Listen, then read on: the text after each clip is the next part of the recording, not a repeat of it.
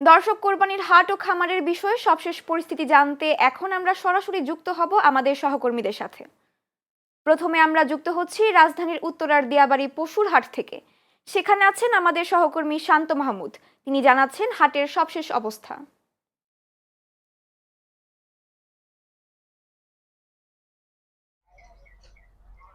তুলসী, আপনি কিন্তু জানেন যে রাজধানীর যে কয়েকটা পশুর হাট রয়েছে তার মধ্যে এই উত্তরার যে দিয়াবাড়ি পশুর হাট সেই সবচেয়ে বৃহত্তম পশুর হাট এটিকেই আসলে ধরা হয়। সকাল থেকে কিন্তু আমি এই পশুর হাটটিতে অবস্থান করছি। পবিত্র ঈদুল আজহা কিন্তু খুবই নিকটে। আমরা সকাল থেকেই এই পশুর হাটটির ভিতরের চিত্র আসলে দেখেছি। আমরা যারা এইখানকার ইজারাদার রয়েছেন এবং যারা এই বাজার পরিচালনা কমিটি রয়েছেন তাদের সাথে কিন্তু আমরা কথা বলেছি। তারা আমাদেরকে জানিয়েছেন গত 2 দিন যাবৎ কিন্তু আসলে প্রচুর পরিমাণ গরু এই রাজধানীর এই দিয়াবাড়ির পশুর হাটে ঢুকছে। ইজারাদাররা আমাদেরকে জানিয়েছেন সিটি কর্পোরেশনের নির্ধারিত যে সময় সেই সময়ের আগেই কিন্তু আসলে বিক্রেতাদের কথা চিন্তা করে কিন্তু তারা আসলে এই বাজারের কাজ শুরু করেন। এখন পর্যন্ত কিন্তু আমরা দেখেছি বাজারের কাজ কিন্তু এখন পর্যন্ত সমাপ্ত হয়নি। এখন পর্যন্ত বাজারের কাজ চলমান রয়েছে। আমরা বিক্রেতাদের সাথেও কথা বলেছি। তারা আমাদেরকে জানিয়েছেন গত কয়েক বছরের তুলনায় এবছর গোখাদ্যের দাম কিছুটা বৃদ্ধি পাওয়ার কারণে কিন্তু আসলে তারা আসলে তাদের কাঙ্ক্ষিত যেই মূল্য সেই মূল্য আসলে পাবেন কিনা সেটি নিয়ে আসলে সন্দিহান রয়েছে তাদের। তুলসী, আরো একটি বিষয় যদি আমি জানিয়ে রাখি তাহলে কিন্তু বলতে হয় এই বাজারটিতে আসলে সিটি কর্পোরেশনের 14 কোটি 15 লক্ষ টাকায় কিন্তু এই হাটটি ইজারা হয়েছে। এখন ইজারাদারের সাথেও কথা বলেছি, সেও আসলে চিন্তিত আছে যে হাটের যেই মূল্য সিটি কর্পোরেশনের সেই মূল্য আসলে তিনি উঠাতে পারবেন কিনা। তাছাড়া সকাল থেকে আমরা দেখেছি এই হাটটিতে আসলে তেমন ক্রেতা সমাগম না থাকলেও কিন্তু এখানে যারা দর্শনার্থী রয়েছে তারা কিন্তু আসলে আসছে তাদের পছন্দের গরু দেখতে। তুলসী, এই ছিল আমার কাছে দিয়াবাড়ি পশুর হাট থেকে সর্বশেষ। ধন্যবাদ শান্ত। দর্শক, এবার পাবনার ঈশ্বরদী থেকে পশুর হাটের বিষয়ে সবশেষ জানাচ্ছেন সহকর্মী দেওয়ান সবুজ।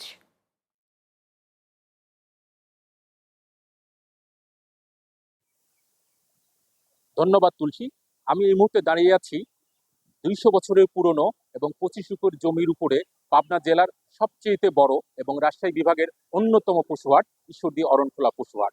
যে পশুহাটে এই জেলা ছাড়াও এই জেলার পার্শ্ববর্তী বিভিন্ন জেলা থেকে ক্রেতা এবং বিক্রেতা পশু ক্রয় বিক্রয়ের উদ্দেশ্যে এখানে আসেন। এবারে পবিত্র ঈদুল আজহা উপলক্ষে কোরবানির পশু বিক্রির জন্য এই হাটে প্রায় 450 থেকে 500 কোটি টাকা লক্ষ্যমাত্রা নির্ধারণ করা হয়েছে বলে সংশ্লিষ্টরা জানিয়েছে।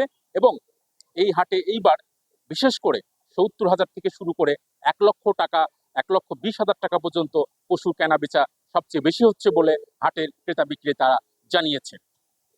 এছাড়াও এইবার এই হাটে স্থানীয় প্রাণী সম্পদ কর্মকর্তারা জানিয়েছে প্রায় 40,000 পশু বেচা কেনা হতে পারে। এবং স্থানীয় প্রশাসন যারা রয়েছে তারা জানিয়েছে এই পশু হাটের বিভিন্ন জায়গায় সিসি ক্যামেরা বসানো হয়েছে, জাল টাকা শনাক্ত করার জন্য মেশিন বসানো হয়েছে এবং পশু পরিবহনে যাতে কোনো প্রকার চাঁদাবাজি না হয় সেদিকে তারা কঠোরভাবে নজর রাখবে।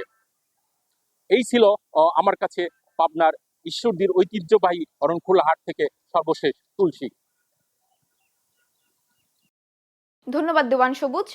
দর্শক, গোপালগঞ্জের টুঙ্গিপাড়ায় পশুর খামারে আছেন আমাদের সহকর্মী শান্ত শেখ। তিনি সেখান থেকে জানাচ্ছেন শেষ মুহূর্তে খামারিদের প্রস্তুতির সবশেষ অবস্থা।